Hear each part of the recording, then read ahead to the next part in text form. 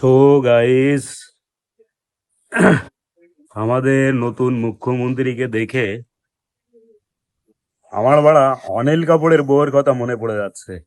মনে হচ্ছে অনিল কাপুরের যে সিনেমাটা হয়েছিল আর অমরিশ পুরীর একদিন কে লিয়ে সেম সেই বইটার মতন অ্যাকশন শুরু হয়ে গেছে ধড়াধড়, ঠিক আছে?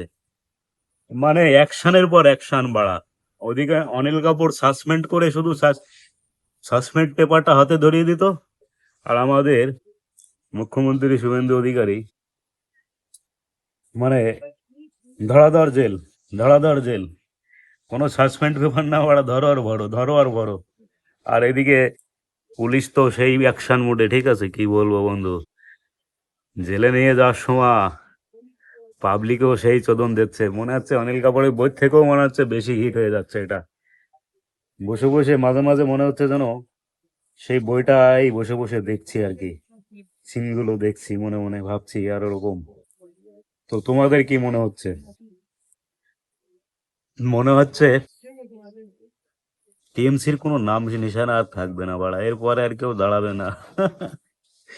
এ ডিম টিম যে যা পাচ্ছে নিজের মতন একদম ভাই জ্বালা মিটিয়ে নিচ্ছে, ঠিক আছে?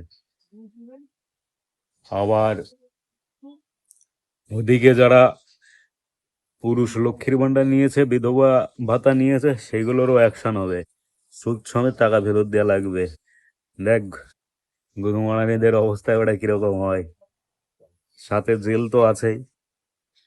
তো ভিডিওটা ভালো লাগলে চ্যানেলটি সাবস্ক্রাইব করে দিয়ে পাশে থাকবে, শেয়ার করে দিও।